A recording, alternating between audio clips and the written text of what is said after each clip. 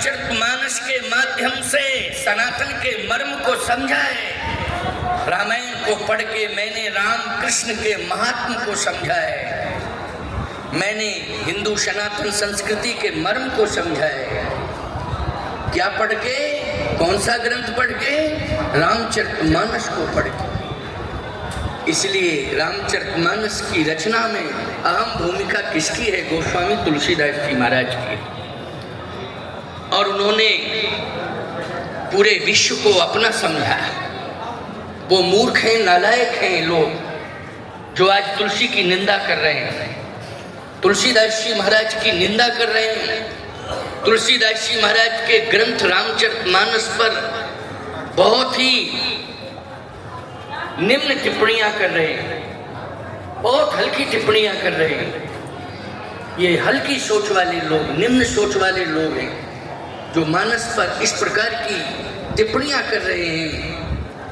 उन गोस्वामी तुलसीदास जी, उन लोगों को गोस्वामी तुलसीदास जी महाराज ने पूरे विश्व में रहने वाले लोगों को, उन लोगों को भी, सभी को प्रणाम किया है। मैं नहीं कह रहा हूं, रामायण में लिखा है। जो निंदा कर रहे हैं उनको भी प्रणाम किया है। उनमें भी उन्होंने दानवता का दर्शन नहीं किया है, उनमें भी उन्होंने दैत्यों को नहीं देखा है, देवत्व को देखा है। और उन्होंने पूरे विश्व में रहने वाले समग्र प्राणियों को प्रणाम किया है। सिया राम मैं सब जग जानी, करहूं प्रणाम जोर जुग पानी। जड़ चेतन जग जीव जत, सकल राम मैं जान। बंदऊं सबके पद कमल,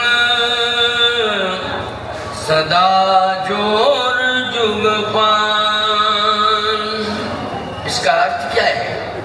इसका अर्थ यही है कि भगवान उन दानवों में, हे मेरे राम, उन दानवों में जिनमें दानवता कूट कूट करके भरी है, आप कृपा करके उनमें मानवता का संचार कर दें, मानवता का संचार कर दें।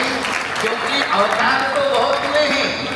गोस्वामी तुलसीदास जी महाराज ने स्पष्टीकरण दिया है, अवतार तो बहुत हुए, लेकिन सबसे ज्यादा जनप्रिय अवतार है तो श्री राम जी का है। किसका है? श्री राम का है। और गोस्वामी तुलसीदास जी महाराज ने किसका चरित्र लिखा है? रामचरितमानस, श्री राम का चरित्र लिखा है। चरित मानी लीला, चरित मानी क्या है? लीला। याद रखना, जिसका श्रेष्ठ चरित्र होता है उसी की श्रेष्ठ लीला होती है। जिसका श्रेष्ठ चरित्र होता है उसी का श्रेष्ठ चरित्र होता है। चरित मानी लीला। भगवान श्री राम अवतार बाद में सबसे ज्यादा जनप्रिय है। गोस्वामी तुलसीदास जी महाराज ने जब संतों के बीच में बैठकर, भक्तों के बीच में बैठकर झिमझिम नाद किया मानस के माध्यम से, तो लोगों ने एक जिज्ञासा प्रकट की। बस इस बात को कह करके मैं पुनः उनके श्री चरणारविंदों में पुष्प निवेदित करूंगा, पुष्पांजलि एवं प्रणाम निवेदित करूंगा। और आप सभी को बहुत बहुत विश्राम के बाद बधाई दूंगा तुलसीदास जी महाराज की जयंती महामहोत्सव के उपलक्ष्य में। और कांतानाथ भगवान का जो प्रसाद हुआ है, भंडारा है, उस भंडारे के लिए आपको आमंत्रित किया गया है। उसमें प्रसाद ग्रहण करने के लिए आप निवेदन करूंगा। आइए सुनिए। तुलसीदास जी महाराज ने संतों की सभा में, भक्तों की सभा में बैठ करके डिमडिम नाद किया। जब भक्तों ने जिज्ञासा प्रकट की कि आपने सभी अवतारों में श्री राम को श्रेष्ठ क्यों माना? नृसिंह भगवान भी तो श्रेष्ठ हैं। उग्रम वीरम महाविष्णुम ज्वलंतम सर्वतो मुखम उनका आवेशावतार है। उन्होंने भक्त प्रहलाद की प्रार्थना को सुना और तुरंत प्रकट हुए और एक दैत्य का पक्ष बदेन करके उसकी अंतड़ियों को निकाल लिया और माला बना करके गले में पहन लिया। तो ऐसे नृसिंह भगवान क्या श्रेष्ठ नहीं है? उन्होंने कहा नहीं, वो श्रेष्ठ है। ये मैं कब कह रहा हूं कि वो श्रेष्ठ नहीं? भगवान परशुराम क्या कहना, सहस्त्राबाहु अर्जुन की भुजाओं को जिन्होंने सहस्त्रबाहु भुज छेदन हारा, परशु विलोक महीप कुमार। और भी अवतार हुए, लेकिन यदि वीरता में देखा जाए तो नरसिंह भगवान का, परशुराम जी महाराज का, क्यों भाई, एक श्रेष्ठ अवतार माना जाएगा। तुलसीदास जी महाराज ने कहा, मैं मानता हूं, मैं मंडन ही कर रहा हूं, कभी मैंने खंडन नहीं किया, किसी भी अवतार का मैंने खंडन नहीं किया है, मैंने मंडन ही किया है।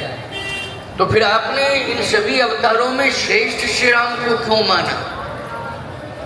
गोस्वामी जी ने कहा कि सभी ने श्री राम को श्रेष्ठ माना है, चाहे वो नरसिंह भगवान हो चाहे परशुराम जी महाराज। मैंने नहीं, उन्होंने ही माना है, सबने माना है। अच्छा, एक बात आपको बतावें, भक्त प्रहलाद ने भजन किसका किया था? राम राम राम राम राम। क्यों भाई, यही भजन था ना?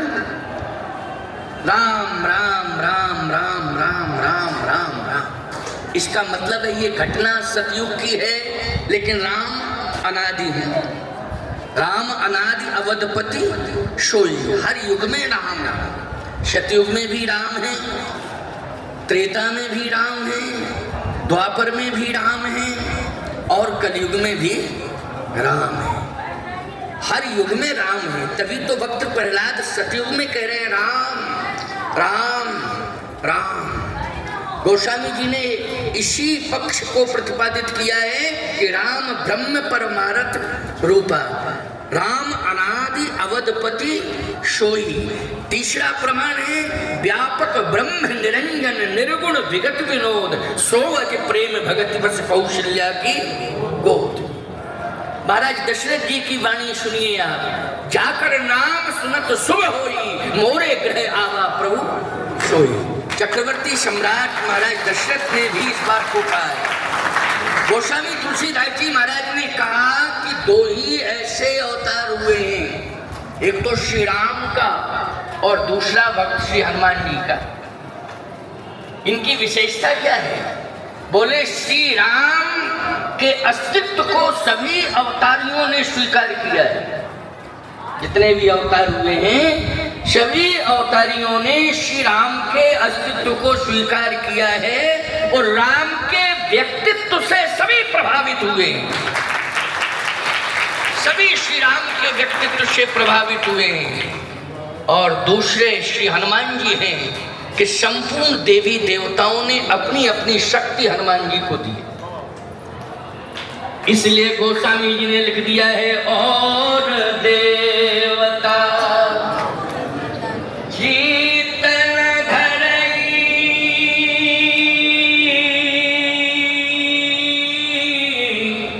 हनुमत से सर्व सुख करई।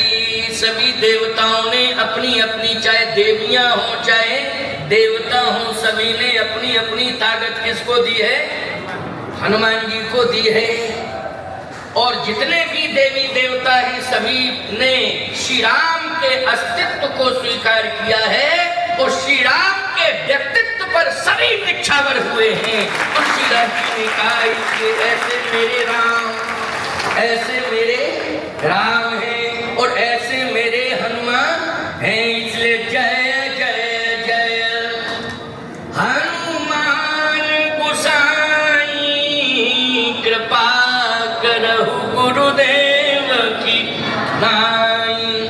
और देवता चीतन धरई, हनुमत से सर्व सुख करई। तो तुलसीदास जी महाराज ने कहा, अंतिम बात है 2 मिनट की, प्रसंग बहुत है, बड़ा लंबा प्रसंग है, चर्चा होगी तो कई दिनों तक चर्चा, घंटों तक नहीं, कई दिनों तक चर्चा चलती रहेगी।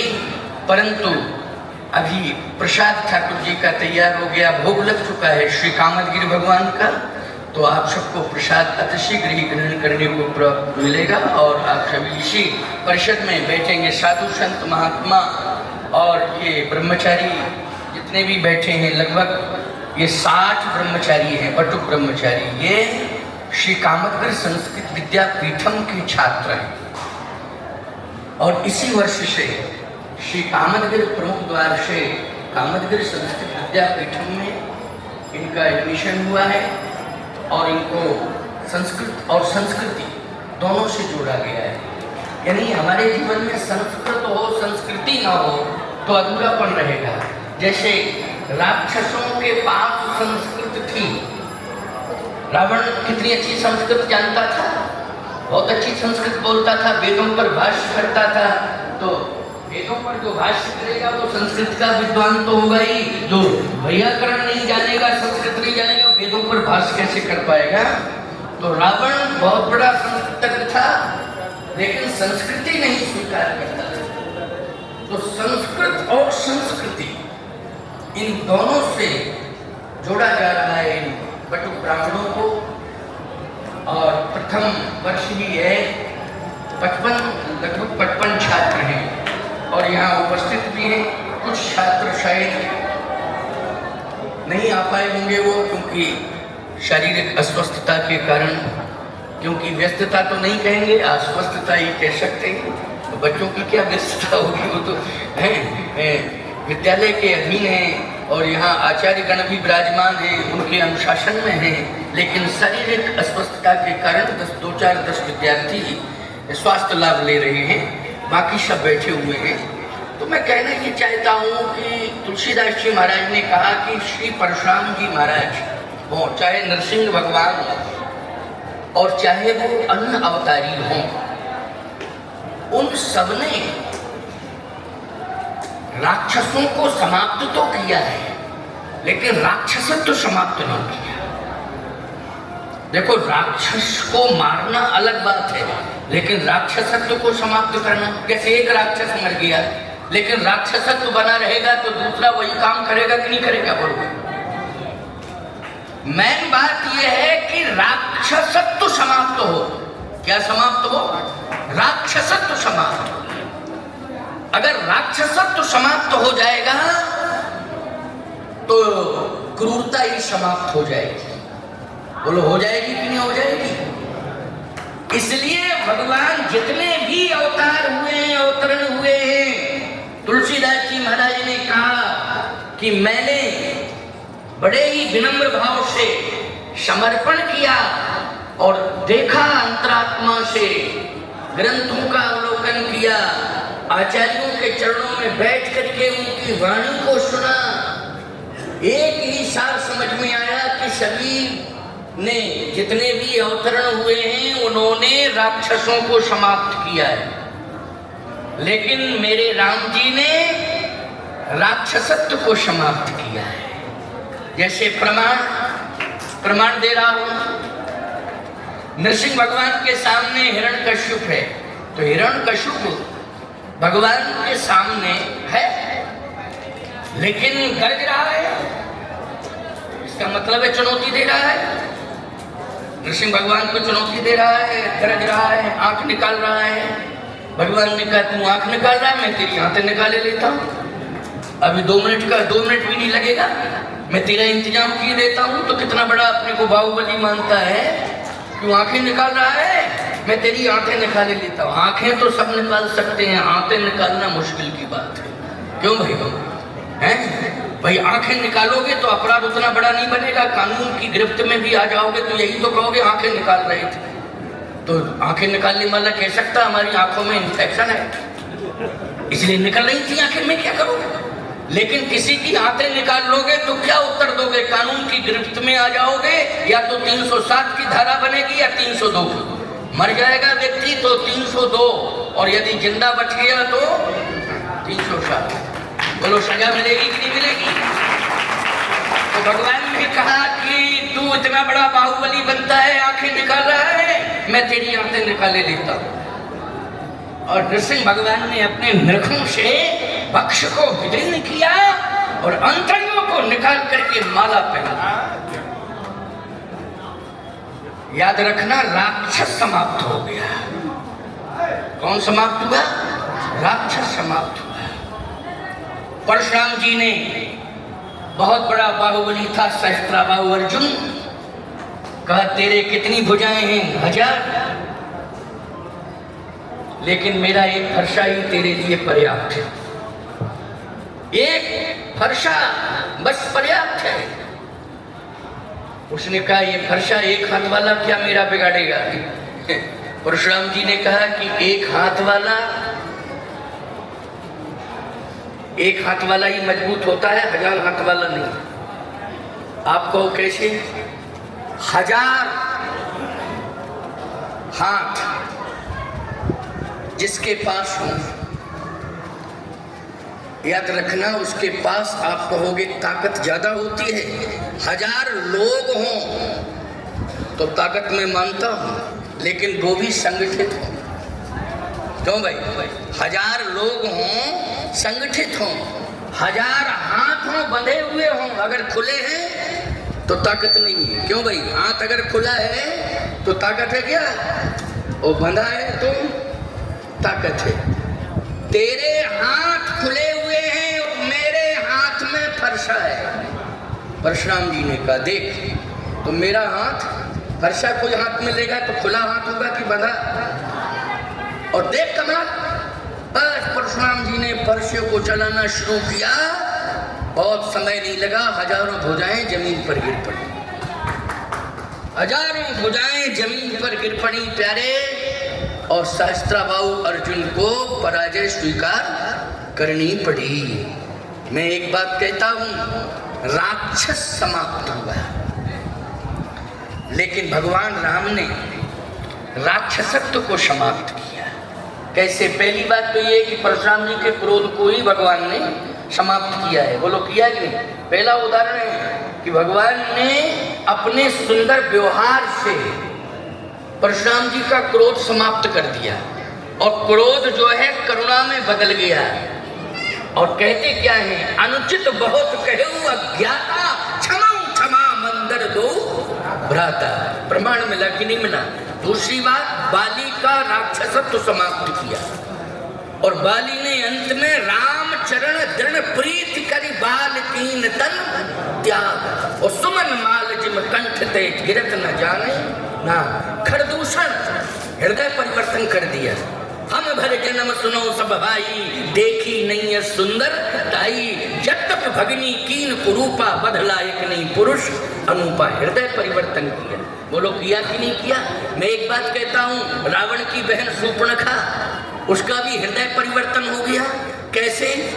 रावण के पास पहुंची नाक कटा के, कान कटा के। ये नाक कान किसने काटे हैं? बोल, कौन क्रूर था? शूर्पणखा बोली क्रूर नहीं, तरुणौ रूप संपन्नौ सुकुमारौ महाबलौ।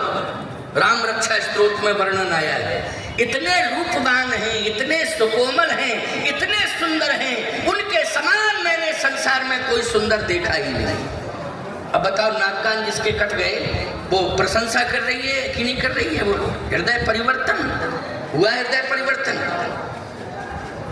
और कहा करे 500 दिन राती, तू ऐसा मूर्ख है कि रात दिन शराब पी के पड़ा रहता है और अपनी भुजाओं को देखता है, अपने सौंदर्य को देखता है, अपने सोने को देखता है। कंचन नगरी का स्वामी हूं। करे 500 दिन राती, धिक्कार है तेरे जीवन को, धिक्कार है तेरे जीवन को। लेकिन मैंने स्वयं जाकर के देखा है कि ऐसा रूपवान और ऐसा दयावान संसार में कोई है ही नहीं। जैसे कौन है? श्री राम। हृदय परिवर्तन। बोलो किया कि नहीं किया? मैं एक बात कहता हूं, रावण ने भी राम की प्रशंसा की, प्रभु राम की प्रशंसा की है। रावण ने श्री राम का विरोधी है, लेकिन प्रशंसा कर रहा है। एकांत में मंदोदरी से कहता है, मंदोदरी तूने राम को क्या माना है? मंदोदरी कहती है विश्वरूप रघुवंशमणि, ये सारा संसार उन्हीं का स्वरूप है, हम सब उसी में तो रहते हैं। उनका विराट व्यक्तित्व है, उनकी विशेषताएं इतनी अधिक विशेषताओं से भरा हुआ व्यक्तित्व उनका है कि वेद नेति नेति कहे वेद निरूपा, वेद भी नेति नेति कह करके वर्णन करते हैं। रावण कहता है कि तू कह तो रही है, ठीक ही कह रही है, लेकिन मैं राम के विपक्ष में हूं और राम से मैं युद्ध करूंगा। तो युद्ध करेंगे तो आप हारेंगे का, हार तो मैं पहले ही चुका, पहले ही हार गए हो। हाँ, मरने के बाद हारूंगा ये तो सामान्य चर्चा का विषय रहेगा, जनता जानेगी, लेकिन मेरी अंतरात्मा समझ गई है कि मैं राम से हार चुका हूं। कैसे का, आज ही मैंने देखा, जब मैं युद्ध करते करते श्रमित हुआ और श्रमित होकर के मूर्छित होकर पृथ्वी पर गिर पड़ा, तो श्री राम ने आदेश दिया कि युद्ध बंद। क्यों? मूर्छित पर वार नहीं करना चाहिए, ये मैंने अपनी कानों से सुना है। रावण कह रहा है, राम कह रहे थे मूर्छित पर वार नहीं करना चाहिए। वाह, लेकिन मैं कितना भागा हूं कि मैं सीता का हरण करके लाया हूं, चोरी करके लाया हूं। चोर बलवान नहीं होता है, चोर कमजोर होता है। क्यों भाई? चोर बलवान होता है कि कमजोर होता है? कमजोर होता है चोर, इसलिए मैं चोरी करके लाया हूं।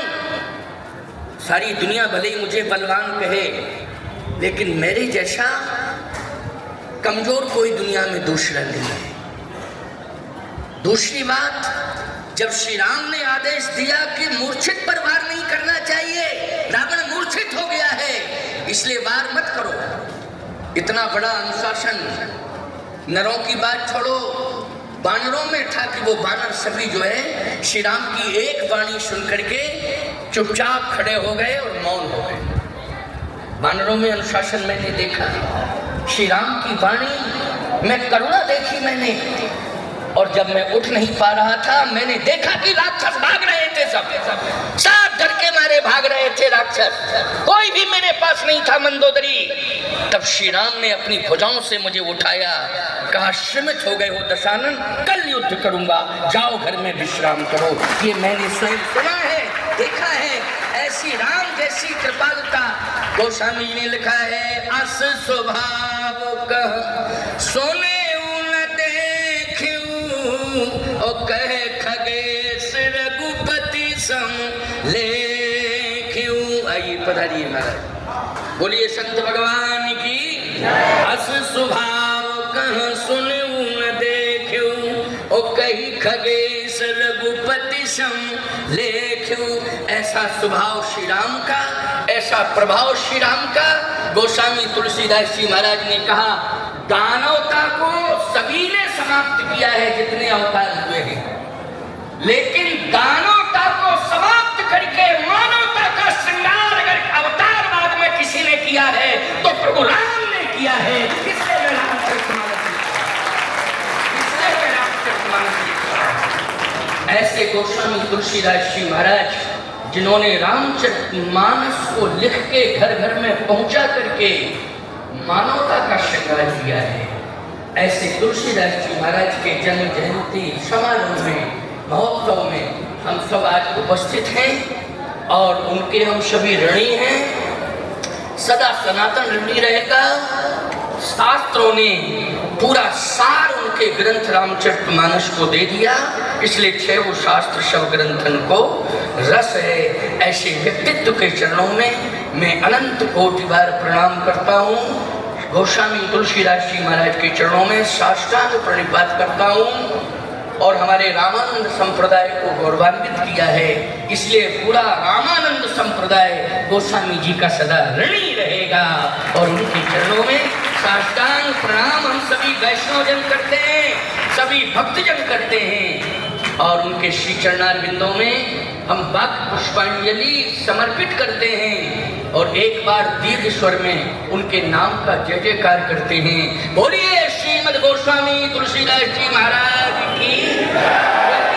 चक्र चूड़ामणि, यति चक्र चूड़ामणि श्रीमद् गोस्वामी तुलसीदास जी महाराज की, श्री कामदगिरि भगवान की, श्री मंदाकिनी गंगा की, श्री मत्स्यगंधनाथ भगवान